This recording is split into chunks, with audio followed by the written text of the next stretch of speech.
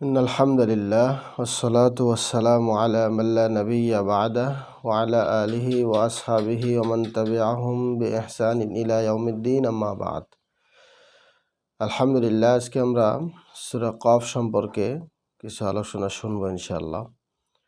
শুরুতেই তারতিব নুজুল তথা নাজিলের ধারাবাহিকতা অনুযায়ী পবিত্র কোরআনের এই সূরাটি 34তম সূরা। এই সূরাটির আগে আছে সূরা মুরসালাত এবং পরে আছে সূরা আল বালাদ। তারতিবিল মাসহাব অনুযায়ী বর্তমান কোরআন মাজিদের বিন্যাস অনুযায়ী এই সূরাটি 50তম সূরা। এই সূরাটির আগে আছে সূরা হুজুরাত এবং পরে আছে সূরা যারিয়াত। এই সূরাটি নবুয়তের 4র্থ বছরে নাজিল হয়। সূরাটি মাক্কি এবং আয়াত আছে 45টি। এই সূরাটির নাম যে সূরা কফ, এই নামের একটা রহস্য আছে।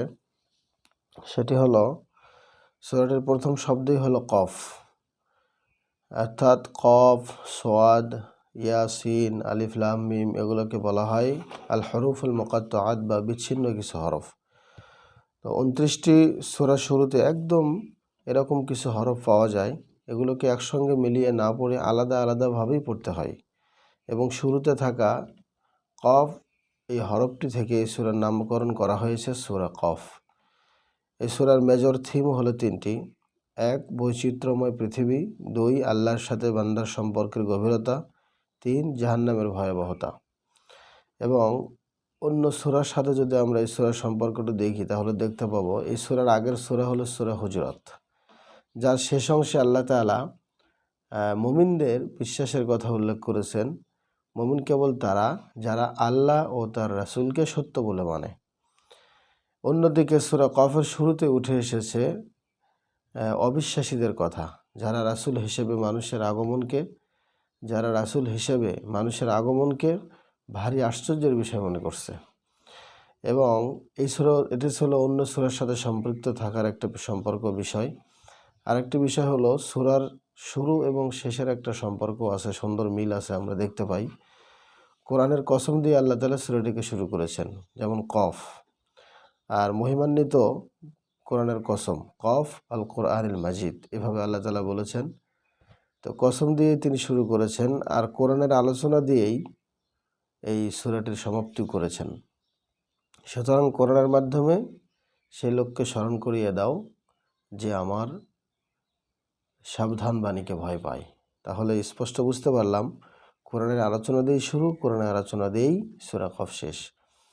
এই সূরাটির সারনজুল হলো আল্লাহ রাসূল সাল্লাল্লাহু আলাইহি ওয়াসাল্লাম সূরা কফকে অনেক গুরুত্ব দিতেন। মানে শুধু সূরা কফকে গুরুত্ব দিতেন বিষয়টা এরকম নয়। মানে কোরআনের আয়াত তো সবই আমাদের কাছে গুরুত্বপূর্ণ, কিন্তু আলাদা একটা প্রায়োরিটি দিতেন সূরা কফকে। সেটা কিভাবে? ঈদ বা জুমার নামাজে যেহেতু একসাথে অনেক মানুষের জমায়েত হয়, তাই এসব নামাজে তিনি সূরা কফ তেলাওয়াত করতেন, যাতে করে একসাথে অনেক সময় অনেক মানুষের কাছে এই সূরার বার্তা পৌঁছানো যায়। এই সূরাটিকে নবী সাল্লাল্লাহু আলাইহি ওয়াসাল্লাম এত গুরুত্ব দিতেন এই কারণে যে পুরো সূরাটিতে আল্লাহ তাআলা আখিরাতে আলোকপাত করেছেন। মুশরিকদের কাছে আল্লাহর রাসূলের যে কথাটি সবচেয়ে বেশি অদ্ভুত মনে হতো তা হলো মৃত্যুর পর তাদেরকে আবার জীবিত করা হবে। তাদের দেহের পরমাণুগুলো মাটিতে মিশে যাওয়ার পরে হাজারো বছর পর আবার সেগুলোই একত্রিত হবে, এরপর আবার হিসাব নিকাশও হবে। আল্লাহ এই সূরা নাজিল করে মানে এই বিষয়গুলোকে পরিষ্কার করেছেন। গোটা কোরআনে এটি একমাত্র সূরা যার পুরো আলোচনা আখিরাত নিয়ে। আখিরাত যে অবশ্যই হবে এতে সন্দেহ রাখার কোনো সুযোগ নেই। সম্মানিত উপস্থিতি, এই ছিল এই সূরাটির এই শানানুজুল। এবার যদি আমরা জানি এই সূরাটির সেগমেন্ট হলো 3টি। 1. কাফেরদের বিস্ময়, অর্থাৎ সূরার শুরুতেই রাসূল সাল্লাল্লাহু আলাইহি ওয়াসাল্লামের ব্যাপারে কাফেরদের বিস্ময় তুলে ধরা হয়েছে। তারা কোনোভাবেই রাসূল ও পরকালের সত্যতা মেনে নিতে পারে না। আর দ্বিতীয় যে সেগমেন্ট সেটা হলো আল্লাহর অনন্য সৃষ্টি, অর্থাৎ এসব কাফেরদের দৃষ্টি আকর্ষণ করা হয়েছে আল্লাহর অনন্য সব সৃষ্টির ওপর। সুসজ্জিত নিখুঁত মহাকাশ, বিস্তৃত পৃথিবী, মজবুত পাহাড়, বাহারে উদ্ভিদ, বৃষ্টি ইত্যাদি। এবং 3য় নম্বর সেগমেন্ট হলো জোরাজুরি নেই, অর্থাৎ সূরার একেবারে শেষ আয়াতে আল্লাহ জানিয়ে দিলেন দায়ীর কাজ শুধু আল্লাহর বার্তা পৌঁছে দেওয়া, কাউকে ঈমান আনতে বাধ্য না করা বা ঈমান আনতে বাধ্য করা যাবে না। এই তিনটি ছিল এই সূরাটির সেগমেন্ট, এবং এই সূরার ফজিলত তিনটি আমরা দেখতে পাই। প্রথম নাম্বার যে ফজিলত সেটা হলো 2 ঈদেই এই সূরাটি তেলাওয়াত করা সুন্নাহ। ওমর ইবনুল খাত্তাব রাদিয়াল্লাহু আনহু থেকে বর্ণিত আবু ওয়াকিদ আল-লাইসিকে জিজ্ঞেস করেন, তিনি জিজ্ঞেস করেছিলেন যে ঈদুল আযহা ও ঈদুল ফিতরে আল্লাহ রসুল কী সূরা পড়তেন। জবাবে তিনি বলেছিলেন যে তিনি 2 ঈদে সূরা কফ ও সূরা কমার পড়তেন। এটা সহিহ মুসলিমের 891 নম্বর হাদিস। এবং জুমার খুতবায় পাঠ করাও এটা সুন্নাহ, এটা দ্বিতীয় ফজিলত। আল্লাহ রাসূল সাল্লাল্লাহু আলাইহি ওয়াসাল্লাম প্রত্যেক জুমার খুতবায় সূরা কফ পড়তেন। এটা সহিহ মুসলিমের 873 নম্বর হাদিস। আর ফজরের সালাতে তেলাওয়াতও করতেন আল্লাহ নবী এই সূরাই, যেটা সহিহ মুসলিমের 858 নম্বর হাদিসে এসেছে। নবী সাল্লাল্লাহু আলাইহি ওয়াসাল্লাম ফজরের নামাজে সূরা কফ পড়তেন, এরপর বাকি নামাজটুকু তিনি সংক্ষেপে পড়তেন। এই তিনটি ছিল এই সূরা কফের ফজিলত। কজ অ্যান্ড ইফেক্ট হলো চোখ দুটো বন্ধ হয়ে গেলে তার কিছুই করার থাকবে না, তাই আল্লাহর উপর দৃঢ় ঈমান রেখে তার সন্তুষ্টির কাজ করে যেতে হবে। এই সূরার আসল যে থিম, সেন্ট্রাল থিম যেটা, সেটা হলো মৃত্যু ও পুনরুত্থানের বাস্তবতা, এবং গতিপথ হলো 4টি। 1, সৃষ্টির মাঝেই পুনরুত্থানের নিদর্শন। সেটা কিভাবে? সেটা হলো আল্লাহ তাআলা পৃথিবী ও মহাকাশের সব কিছু সৃষ্টি করেছেন। সব কিছু সৃষ্টি করার পরে এখানকার সকল নিদর্শনও এই সাক্ষ্য দেয় যে মৃত্যুর পর আবারও আল্লাহ আমাদেরকে জীবিত করার ক্ষমতা রাখেন। দ্বিতীয় যে বিষয়টি সেটা হলো মানুষের ওপর নজরদারি, অর্থাৎ কিয়ামতের দিন আল্লাহ তাআলা প্রতিটি আত্মাকেই হিসেবের সম্মুখীন করবেন। সে প্রতিনিয়ত কী কাজ করছে তা তার কাঁধে থাকা ফেরেশতা লিখে চলেছেন। 3, অস্বীকার করা ও ভুলে যাওয়ার প্রবণতা, অর্থাৎ যদিও আল্লাহ মানবজাতির সামনে হাজারো নিদর্শন তুলে ধরেছেন, হাজারো নিদর্শন থাকা সত্ত্বেও মানুষের স্বভাব হচ্ছে মৃত্যু ও পুনরুত্থানকে মৃত্যু এবং পুনরুত্থানের যে সত্যতা আছে এই সত্যতাকে অস্বীকার করা এবং ভুলে যাওয়া। 4, উপলব্ধিবোধ, অর্থাৎ এই ধরনের মানুষেরা কিয়ামতের দিন যখন হিসেবের মুখোমুখি হবে তখন তাদের সামনে সত্য মিথ্যা স্পষ্ট হয়ে যাবে। তারা তাদের ভুল বুঝতে পারবে, তাতে অবশ্যই কোনো লাভ হবে না। আমরা জানি এই সূরাটিতে আয়াত আছে 45টি, 1 থেকে নিয়ে 5 নম্বর আয়াত পর্যন্ত। অবিশ্বাসীরা আখিরাতের বাস্তবতা কিছুতেই মেনে নিতে পারে না, তাই নানান কুযুক্তি দিয়ে তারা পরকালকে এড়িয়ে যেতে চায়। এটা আলোচনা করা হয়েছে 1 থেকে 5 নম্বর আয়াতে। আর যদি আমরা দেখি 6 থেকে 10 নম্বর আয়াতে আলোকপাত করা হয়েছে যে পৃথিবী ও মহাকাশকে আল্লাহ সুসজ্জিত করেছেন যেন মানুষ এই নিদর্শন থেকে আল্লাহর কাছে ফিরে আসতে পারে। এরপরে 11 থেকে 14 নম্বর আয়াতে বলা হয়েছে শুকনো জমিনে সজীব করার মতোই আল্লাহ মানুষকে পুনরুজ্জীবিত করবেন। আগের যে জাতি অস্বীকার করেছে তারা ধ্বংস হয়ে গিয়েছে।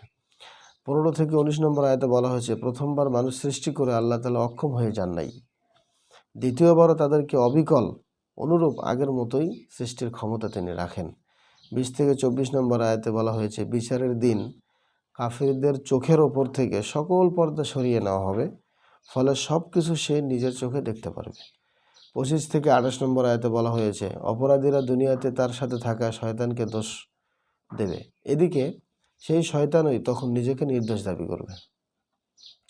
29 থেকে 30 নম্বর আয়াতে বলা হয়েছে সেদিন জাহান্নামকে আল্লাহ জিজ্ঞেস করবেন যে তোমার পেট ভরেছে কি?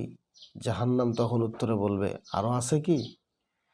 31 থেকে 35 নম্বর আয়াতে বলা হয়েছে যে যারা ভালো কাজ করবে তাদের জন্য জান্নাতকে কাছে নিয়ে আসা হবে, আর তারা যা চাইবে আল্লাহ তাই দেবেন। 36 থেকে 40 নম্বর আয়াতে বলা হয়েছে এর আগে এমন প্রজন্ম ধ্বংস করা হয়েছে যাদের দেহ ভীষণ শক্তপোক্ত ছিল, কিন্তু আল্লাহর অবদ্ধ হওয়ায় শাস্তি পেয়েছে। সর্বশেষ 41 থেকে 45 নম্বর আয়াতে বলা হয়েছে যে আল্লাহ তাআলাই জীবন দেন, মরণও দেন তিনি, আর তার কাছেই সবাইকে ফিরে যেতে হবে। এইগুলো ছিল এই সূরাটির ওভারভিউ। এবার আমরা জানবো এই সূরাটির কেস স্টাডি। কেস স্টাডি হলো সারাদিনের কর্মব্যস্ততায় যেমন আমরা মুখর থাকি, কেউ কাজের কাজ করে, আবার কেউ বা অনর্থক কাজ করে সময় নষ্ট করে, তো যা করি না কেন, যা কিছুই করি না কেন আমাদের মাথায় রাখতে হবে যে আমাদের প্রত্যেকটা কাজ পর্যবেক্ষণ করা হচ্ছে। যখন মুখোমুখি হওয়ার দুজন পরস্পরের মুখোমুখি থাকে, একজন বসে ডানে আর একজন বামে, সে যে কথাই উচ্চারণ করে আর পাশেই থাকে সদা প্রস্তুত একজন পাহারাদার। এই সূরার 17 থেকে 18 নম্বর আয়াতে পাওয়া যাবে এই অংশটুকু, অর্থাৎ আমরা মুখ দিয়ে যা কিছু উচ্চারণ করি না কেন তার সব কিছু হুবহু তুলে ফেলছেন আমাদের দুই কাঁধে থাকা দুজন ফেরেশতা, অর্থাৎ মা ইয়ালফিযু মিন কাওলিন ইল্লা লাদাইহি রাকিবুন আতীদ। ক্লোজ সার্কিট বা সিসি ক্যামেরায় ধরা পড়বে বা সিসি ক্যামেরার সামনে কেউ কোনো অপকর্ম করার সাহস করে না, কারণ সে জানে যে তার সব কিছু রেকর্ড করা হচ্ছে। তাকে খুঁজে পেতে কর্তৃপক্ষের একটুকু বেগ পেতে হয় না। ঠিক তেমনই আমরা যদি এই বিষয়টি মাথায় রেখে চলি যে আমাদেরকেও সার্বক্ষণিক পর্যবেক্ষণ করা হচ্ছে, তাহলে আমাদের জন্য গুনাহ থেকে বেঁচে থাকা অত্যন্ত সহজ হবে। সর্বশেষ রিফ্লেকশন বা তাদাব্বুর হলো এই সূরার 33 নম্বর আয়াতে জান্নাতীদের একটি বৈশিষ্ট্য বর্ণনা করা হয়েছে। যারা জান্নাতি হবে তারা কেমন হবে? যারা পরম করুণাময়কে অগোচরে ভয় করে। এর মানে হলো মানুষের সামনে আল্লাহকে ভয় করার মধ্যে লোক দেখানো একটা মনোভাব থাকতে পারে, কিন্তু ঘরের ভেতরে বা অন্ধকারে যখন আমরা একাকী থাকি তখন খাঁটি ভয়টার কথাই বলা হয়েছে এই আয়াতে। এবং আমরা আল্লাহকে কেমন ভয় করি তা বোঝার একটা মাপকাঠি আছে, আর তা হলো আমাদের নির্জনতাগুলো পরখ করা। নির্জন সময়টুকুতে আমাদের মাঝে আল্লাহ ভীতি ফুটে ওঠে কিনা। আল্লাহ তাআলা মানুষদের নির্জনতার সময়গুলোও রঙিন থাকে আল্লাহর রঙে। মূলত উপকারী ভয় হচ্ছে প্রকাশ্য গোপন উভয় অবস্থাতেই আল্লাহকে ভয় করে জীবনযাপন করা। নিঃসন্দেহে এতে এমন লোকের জন্য বিরাট শিক্ষা আছে যার বিবেক আছে, অথবা যে চোখ কান খোলা রেখে মনোযোগ দিয়ে শোনে।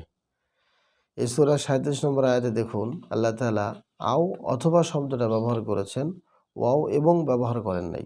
আও ব্যবহার করেছেন, ওয়াও কিন্তু ব্যবহার করেন নাই। এখানে একটি হিকমা আছে। সাধারণত দুই শ্রেণীর মানুষ কোরআনের আয়াতগুলো থেকে উপকৃত হতে পারে।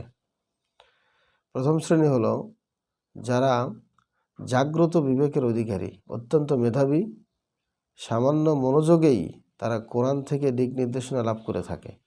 দ্বিতীয় শ্রেণী যারা আগের লোকদের মতোই ততটা প্রস্তুত থাকে না, তাই যখন কোরআনের বাণী শোনেন তখন তাদেরকে সব দিক থেকে মনোযোগটাকে ফিরিয়ে না আনতে হয়, অর্থাৎ সব দিক থেকে মনোযোগটা ফিরিয়ে আনতে হয়। তো কান লাগাতে হয় হেদায়েতের খোঁজে। তাই আল্লাহ সুবহানাহু ওয়া তাআলা এই দুটো শ্রেণীকেই উল্লেখ করেছেন এবং মাঝে অথবা শব্দ বসিয়ে দিয়েছেন, যাতে করে পুরো ব্যাপারটা স্পষ্ট হয়ে যায়। এখন দেখার বিষয় যে আমরা কোন দলে আছি, অর্থাৎ যে কোনো এক দলে তো থাকতে হবে, নইলে তো কোরআন থেকে উপকার লাভ করা কঠিন হয়ে যাবে। তো সম্মানিত উপস্থিতি, এই ছিল আজকের জন্য আমাদের এই সূরা কফ সম্পর্কে আমাদের বিস্তারিত আলোচনা। আল্লাহ তাআলা আমরা যা জানলাম তার জন্য এই সূরা থেকে শিক্ষা নিয়ে আমরা আমাদের জীবনে বাস্তবায়ন করতে পারি। আল্লাহ সে তৌফিক দান করুক, আমিন। আসসালামু আলাইকুম ওয়া রাহমাতুল্লাহি ওয়া বারাকাতুহু।